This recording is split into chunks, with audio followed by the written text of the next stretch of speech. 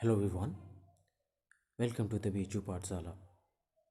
I hope आप सभी अच्छे हैं और आप खुद को सेफ रख रहे हैं। आज इंग्लिश का टेस्ट नंबर 6 है। इससे पहले हमने दो टेस्ट पहले ही करा रखे हैं, वो आपको यूट्यूब चैनल पे मिल जाएंगे। आप वहाँ विज़िट कर सकते हैं। अगर आपने अब तक उस टेस्ट को नहीं दिया है तो उसे आप उस टेस्ट को दीजिए and try to find out कि where you stand right now, क्योंकि 2 महीने बाद या 3 महीने बाद आई गेस CUCT के पेपर्स होंगे ही। तो अगर आप अब से कोशिश करेंगे कि मैं फाइंड आउट करूं कि मैं कहाँ स्टैंड करता हूं, तो ये बहुत ज़्यादा बेहतर होगा, क्योंकि आपके पास अभी भी वक्त है। 2-3 महीनों का वक्त एक अच्छा वक्त माना जाता है आपके प्रिपरेशन के लिए। सो वो कीजिए आप, ठीक है। और अभी आप इस वीडियोस को अगर आप देख रहे हैं तो आप इसे भी सॉल्व कीजिए। वन मोर थिंग, वीडियो को 1.5x पे देखिएगा, इससे आपका टाइम बचेगा। दूसरी चीज़ कि आपके जो आंसर्स हैं वो आपके लाइव चैट्स में दिख जाने चाहिए। और अगर लाइव चैट में नहीं दे पा रहे हैं, अगर आप उस समय नहीं हैं available, you are not present at this time, तो आप एक काम कर सकते हैं, you can go for the comment section. वहाँ आप अपने कमेंट, अपने आंसर्स को पब्लिश कीजिएगा विथ ऑनेस्टी, राइट। सो मेरा नाम है Akhil Roy and along with my पाठशाला team wishes you a very good luck. So I won't take much more time and let's get started. So my first questions to you is guys is yes, what is the synonymous of abomination? Abominations का synonym क्या हो सकता है? पहले options पढ़ लेता हूँ। Option है अप्रिशिएशन, दूसरा है लोथ, तीसरा है लव और चौथा है एक्सटॉल, ठीक है।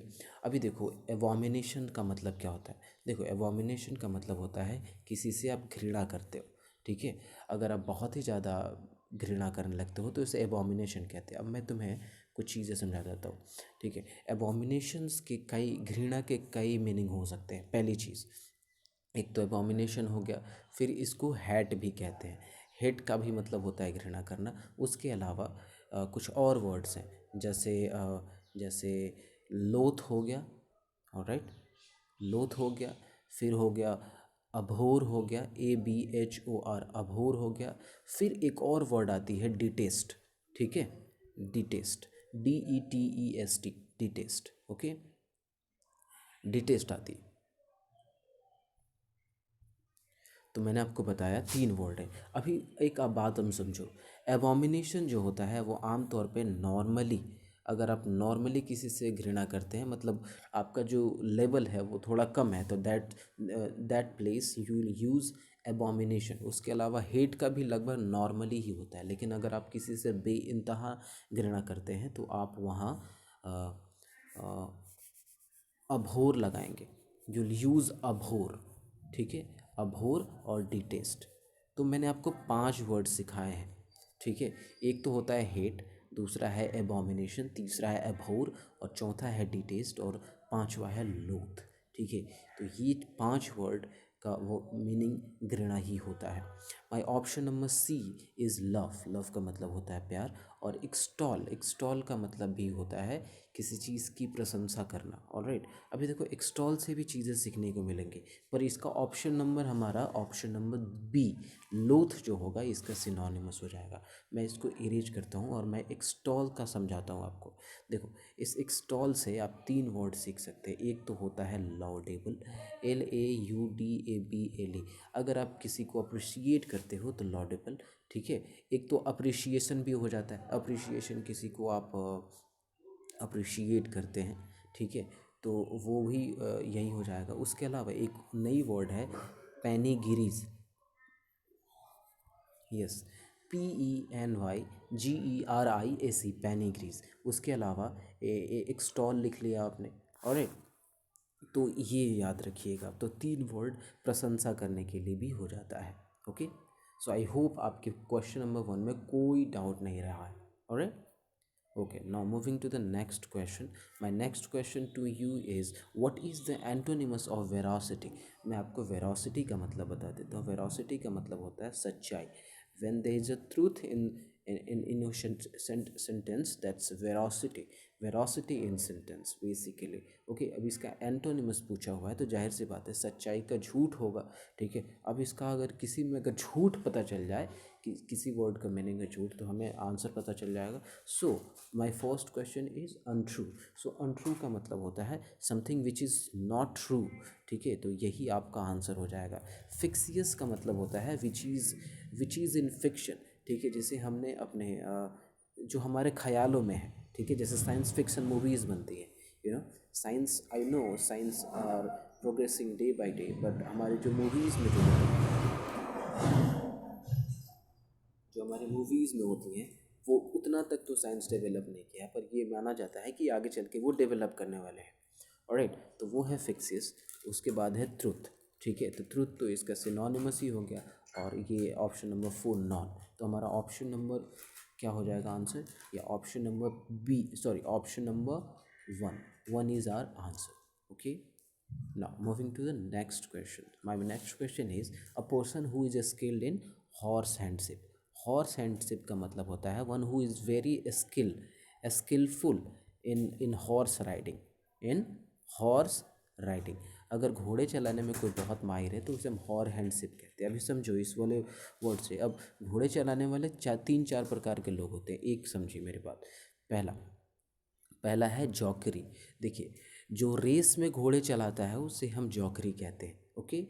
उसके अलावा है सेवलरी मैन, जो वॉर में घोड़े चलाता है, ठीक है, तो ये बेसिकली आर्मी ही होती है। तो वैसा आर्मी जो वॉर में घोड़े पे रहता है उसे हम सिविलरी मैन कहते हैं, ओके। और कैवेलियर का ये कैवेलियर का मतलब होता है जिसे लोगों के फीलिंग्स का कोई कदर नहीं है। फीलिंग्स इज इक्वल टू नील बट्टे सन्नाटा। तो अगर किसी दूसरे इंसान की फीलिंग्स के बारे में अगर कोई अपनी संवेदनशीलता नहीं रखता, one who is not sympathized with others feeling, then he is cavalier, ठीक है। और ये है ऑप्शन नंबर सी जो है, सॉरी ऑप्शन नंबर सी है इक्वेस्ट्रियन। इक्वेस्ट्रियन का मतलब होता है one who is very skilled in horse riding, और उसके अलावा ये इसकी जॉब ही होती है, ठीक है। तो देखो मेरी बात, अगर कोई रेस में जा रहा है उसे जॉकरी कहते हैं, अगर कोई आर्मी में है और घोड़े पे चलता है तो सेवलरी मैन कहते हैं, लेकिन जिसकी जॉब ही है घोड़े चलाना वो इक्वेस्ट्रियन है। ऑलराइट, तो ये हॉर्स हैंड शिप जो होता है ना, जो सबसे ज़्यादा स्किलफुल होता है वो यही होता है, इक्वेस्ट्रियन। तो option number C, question number 3 का ऑप्शन नंबर 3 हमारा आंसर सही होगा। Alright, now moving to the fourth number question. So my question to you is what is the best expresses for the congregation? congregation का मतलब होता है समागम, ठीक है। अब मीटिंग, जैसे सत्संग होता है, हाँ सत्संग को ही हम इंग्लिश में हम कॉन्ग्रीगेशन कहते हैं। अब सत्संग मैंने इसलिए बताया कि सत्संग में होता है क्या है एक्चुअली, बहुत सारे लोग एक खास जगह पे आते हैं एंड दे सिट टुगेदर और वो बातों को सुनते हैं। अब ये कॉन्ग्रीगेशन में ही नहीं होता, कहीं भी हो सकता है ये। तो अगर ऐसी किसी तरीके की एक बहुत बड़ी मीटिंग होने वाली है तो वो कॉन्ग्रीगेशन है, ठीक है। अब इसका सिनोनिमस क्या हो जाएगा, देखो ये कॉन्सेंट्रेशन हो गया। तो कॉन्सेंट्रेशन तो आप समझते हो, आप अपनी बुद्धि को एक जगह वो कॉन्सेंट्रेट कहते हो तो उसे कॉन्सेंट्रेशन कहते हैं। उसके अलावा है मीटिंग का मतलब आपको पता है यही। तो हमारा ऑप्शन नंबर बी ही क्या हो जाएगा, आंसर सही हो जाएगा। डिस्कशन तो आपको पता है डिस्कशन क्या होती है, अब बातचीत करते हैं वो डिस्कशन है। उसके अलावा option number 4 that's is judgement का मतलब होता है किसी भी चीज़ के लिए आपका जजमेंट आ जाता है, ठीक है। अब मैं जजमेंट आप समझ रहे हैं, ठीक है। तो हमारा ऑप्शन नंबर बी क्या होता है, और मीटिंग, यही आपका क्वेश्चन नंबर 4 का आंसर हो जाएगा। Okay, now moving to the question number 5th। So what is that, yes, so this is what is the antonyms of diffidence? So diffidence is क्या है, diffidence is what, it's a quality basically, okay, it's a quality, ठीक है। Quality, ऐसी quality when you feel shy, ठीक है, and you are not able to express your own ability, ठीक है। इसका मतलब ये है कि अब एक ऐसी कि हर इंसान में कोई ना कोई ऐसा इंसान आपके आसपास होगा जिसमें ऐसी क्वालिटी होगी। इसी ऐसी क्वालिटी होती है जिसमें इंसान बहुत सही रहता है और अपनी एबिलिटी जो उसका जो कॉन्फिडेंस है वो कॉन्फिडेंस नहीं दिखा पाता। ओवरऑल मैं ये कहने की कोशिश कर रहा हूँ कि one person who has a lack of confidence, that's basically diffident person. Okay, so इसका एंटोनिमस क्या हो सकता है? यस, पहले ऑप्शन में पढ़ लेता हूँ। कन्फ्यूज़न, आपको पता है कन्फ्यूज़न तो नहीं हो सकता। कॉन्फिडेंस, हाँ, तो डेफिडेंस जिसमें कॉन्फिडेंस नहीं हो, कॉन्फिडेंस जिसमें कॉन्फिडेंस होती है। कंटेनमेंट, कंटेनमेंट आपको पता है। और डिससेटिस्फेक्शन, किसी चीज़ में आपको सेटिस्फेक्शन नहीं मिल रही है, ठीक है, तो वो हो जाएगा। तो option number B is our answer, confidence. Okay, now moving to the next question. Yes, what's that? Yes, ये है drink life to lees means, इसका मतलब क्या होता है? देखिए, ड्रिंक लाइफ टू लेस का मतलब होता है एक ऐसी ज़िंदगी जीना जो फुल ऑफ एडवेंचर हो, ठीक है। जैसे आर्मी लोगों की जीवन जो होती है वो the army personnel drink life to lees, इसका मतलब ये है कि आर्मी पर्सनल जो होते हैं वो अपनी ज़िंदगी को फुल ऑफ एडवेंचर के साथ जीते हैं। तो यस, हमारा आंसर क्या हो जाएगा? Option number 3, to have a life full of adventure, ठीक है। Okay, now question number 7। So question number 7 को मैं पढ़ देता हूँ। Yes, I shall not go out now dash it is raining very heavily. मैं घर नहीं जाऊँगा, मैं बाहर नहीं जाऊँगा अभी, सॉरी, क्योंकि यहाँ यहाँ यही सेंस आ सकता है। क्योंकि it is raining very heavily, yet का मतलब होता है अभी तक, अभी तक, अभी तक। एंड का मतलब और, ये नहीं हो सकता, और नहीं हो सकता, या एज का मतलब होता है क्योंकि, ठीक है। एज का मतलब होता है क्योंकि। तो मैं बाहर नहीं जा सकता क्योंकि बारिश हो रही है बहुत तेज। तो हमारा ऑप्शन नंबर 4 करेक्ट आंसर होगा। So option number 4 as will be put it there. Okay, okay, now moving to the question number 8. So what's in question number 8? Yes, my dear, एक बार फिर से यहाँ गलती हुई है, जिसे आप मैनेज करेंगे। वो होता है एक्चुअली जब आप टाइप करते हैं तो आपके सॉफ्टवेयर में वो ऑटो करेक्ट का वो आता है। तो आप अगर गलत टाइप करते हैं इस टाइप के, तो क्या होता है वो ऑलरेडी करेक्ट कर लेता है। और जब आप फिर से देखते हो उसमें कभी कभार ऐसा होता है कि आप देख नहीं पाते ठीक तरीके से, राइट, तो वो सही का सही ही हो जाता है। तो ऑप्शन नंबर बी और सी दोनों एक जैसे ही हैं, ऑलराइट। तो आप मुझे बताइए करिकुलम का प्लूरल फॉर्म क्या होगा? यस, इसमें एस लगा दो तो करिकुलम्स हो जाएगा। तो ऑप्शन नंबर बी और ऑप्शन नंबर सी दोनों में से कोई सही हो सकता है आपके, ठीक है। आगे से मैं खुद पीपीटी बनाने वाला हूँ तो मैं इस बात का ध्यान रखूँगा, डोंट वरी, ऑलराइट। तो ऑप्शन नंबर क्वेश्चन नंबर 8 का हमारा, इसमें ज़्यादा कुछ बताने को है नहीं, इसमें एस लगा देते हैं, करिकुलम्स हो जाता है। तो ऑप्शन नंबर बी और सी, इसमें से किसी के भी दोनों में से कोई भी आंसर होगा, it will be considered as correct. Okay, don't worry about that. Okay, now question number 9, what is the adjective form of milk? What is the adjective form of milk? Option number 1 milkily, option number 4 milkily, और option number C milky, and option number 4 that's milkingly. सो क्या हो सकता है आपका answer? आपको क्या लगता है? Yes, that's my dear milky.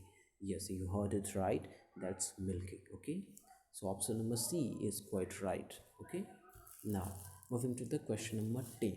The home was decorated, sorry, घर को बहुत अच्छी तरीके से सजाया गया था। There had been work done, यहाँ कुछ काम हुआ है। There had been done some work, okay. और काम की जो विशेषता बताता है उसे हम एडवर्ब कहते हैं, ठीक है। और एडवर्ब को पहचानने के लिए ये कर सकते हैं कि लास्ट में उसमें एल वाई रहता है, ठीक है। तो डेकोरेटेड के साथ क्या हो सकता है? ब्यूटीफुली ही हो सकता है, ठीक है। क्योंकि काम को बताने वाले वर्ड को, काम की क्वालिटीज़, विशेषता को बताने वाले वर्ड को हम लोग एडवर्ब में रखते हैं और इसमें एल वाई लास्ट में लगा होता है, तो यहाँ हम ब्यूटीफुली ही लगाएंगे, alright. So yes, my dear, option number 2 beautifully is considered to be right. Yes, okay. I don't think that you have any question regarding this. Okay, so it's time now moving to the next question number 11. So what's in question number 11? Yes, he applied for dash year long courses to improve his length. यहाँ कई सारे बच्चे confuse हो जाएंगे because ये कभी कभी हम साउंड वर्ड्स को ही देखते हैं, जैसे साउंड में ई आ गया तो उसके साथ हम एन लगा देते हैं, राइट। जैसे हम कहते हैं ना एम ए, तो एम ए के साथ हम लोग, क्योंकि ये अगर हम लेटर वाइज आए तो हम ए लगाते हैं, but it won't be considered right because M को जब करते हैं तो हम एम को ऐसे लिखते हैं, राइट। तो इसके साथ हम एन लगाएंगे तो ये साउंड वॉवेल हो गए, राइट। तो यहाँ बहुत सारे स्टूडेंट्स कन्फ्यूजन में रहेंगे कि ईयर लॉन्ग को तो हम ऐसे लिखते हैं ना, year long, but you this won't be considered right because हम ईयर लॉन्ग को ऐसे लिखते ही नहीं हैं, sorry, we won't write this like this. So how do we write this? Yes, we would write it like ये ऐसे, year long, year long. तो य आ गया और यह कोई वॉवेल नहीं होता, तो इसके साथ क्या लगेगा? Yes, E. Okay okay. Option number 12, which one is correctly spelled या राइटली स्पेल्ड, ठीक है। तो इसको समझ लो, ये है ग्रीवंस। क्या है? ग्रीवंस, इसे हम कहते हैं grievance. Sorry sorry sorry sorry sorry, yes. So grievance का मतलब क्या होता है ये समझ लीजिए। सो ग्रीवेंस का मतलब होता है एक कंप्लेंट। जैसे आपको बहुत प्रताड़ित किया जाता है when you are vexed too much, ठीक है, और आप उसके विरोध में आप आवाज़ उठाते हैं, तो that's basically your grievance. Okay. जैसे अभी हमारे गवर्नमेंट ऑफ इंडिया ने बहुत ऐसे काम किए हैं जिससे citizen of India are very much feel vexed, ठीक है। और इसकी वजह से वो बहुत सारे रैलीज़ करने वाले हैं, और इसकी वजह से आप देखते हैं कि सोशल मीडिया पे भी, जैसे अभी फ़िलहाल में एसएससी स्टूडेंट्स वालों ने एसएससी स्टूडेंट के जितने भी एस्पिरेंट थे उन्होंने क्या किया था कि मोदी रोजगार दो का एक कैंपेन कंटिन्यू किया हुआ था, राइट। तो that was basically what, that was a campaign come grievance also, ठीक है। when you strongly oppose something uh, because you are vexed for this, that's basically grievance। और इसका स्पेलिंग हमारा सही होगा ये। और ग्रीवेंस कभी भी ऐसे रहता है GRIE, और VANCE तो रहता ही है, alright. So that's basically grievance. Okay okay. Now question number 13। So question number 13 is what is the adverb form of purity? Purity का एडवर्ब फॉर्म क्या हो सकता है? सो एडवर्ब फॉर्म हो सकता है प्योरली, बिकॉज यू आप know you know this thing very very well that adverb के लिए will be consider this by putting LY, right. तो किसी भी नाउन में अगर हम LY लगाते हैं तो that becomes adverb. Okay, so purely is your adverb. Okay, now question number 14, my question number 14, I attend dash my duty sincerely। okay, so yeah, sorry, so attend के साथ आप कभी भी to लगाना, alright। so when you put to, that becomes attend to। so I attend to my duty sincerely। attend to का मतलब होता है शिद्दत से निभाना, निभाना, ठीक है। so that's निभाना। okay, now question number 15, call on means, call on means what? so call on का मतलब होता है to pay visit, to pay visit someone's house। किसी के घर जाके आप मुलाकात कर रहे हैं तो दैट्स मीन्स कॉल ऑन। तो इसका आज ऑप्शन नंबर 3, टू पे विजिट टू समवन। कुछ और चीज़ें मैं आपको बताता हूँ। एक है कॉल ऑफ, ठीक है। कॉल अप का मतलब होता है बुलावा। मैं यहाँ बता देता हूँ, sorry, yes, that's call up. Call up, call up का मतलब होता है बुलावा। ये बुलावा किसके लिए होता है? किसी ऑर्गेनाइजेशन के लिए। जैसे आप you are the citizen of India and India में क्या हुआ, वॉर आ गई, वॉर होने लगा। तो being a responsible citizen you would been called up by the organization of defence personnel. तो आपको वहाँ से बुलावा आएगा। तो अगर किसी ऑर्गेनाइजेशन से आपके लिए बुलावा आता है just to join them, that's basically call on. तो कॉल ऑन का मतलब होता है टू पे विजिट टू समवंस हाउस, ठीक है, किसी के घर जाकर मुलाकात करना, that's basically call on. And or when you are called to join an organization, j- uh, just to join them. That's basically called up. So I hope I try to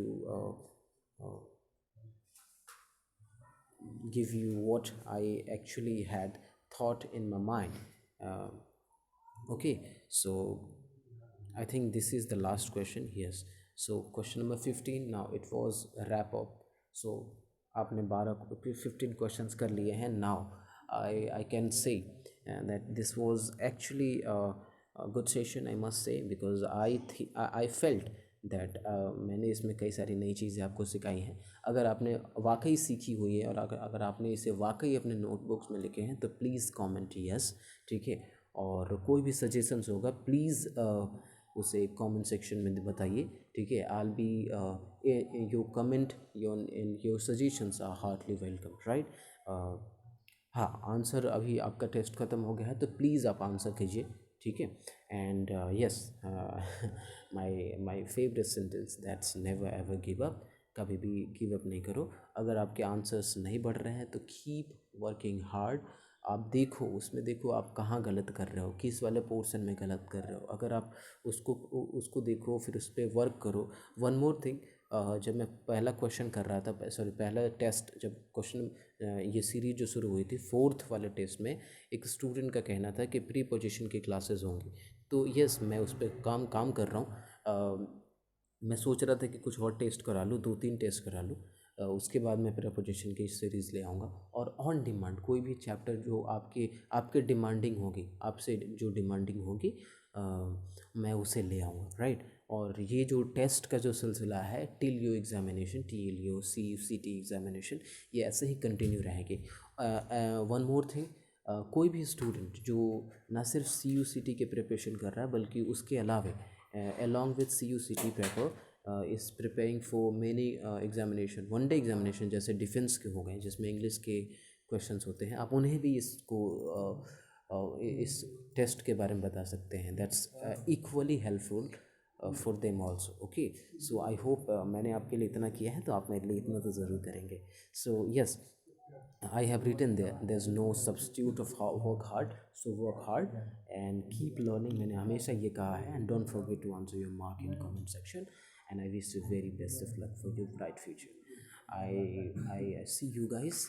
मैं एक दिन बाद, like today is Thursday, so I'll meet you guys on Thursday, Friday, Saturday. I'll meet you guys on Saturday. Till then, uh, keep learning, keep working hard. I'll meet you very soon. Thank you very much. Have a nice day. Bye.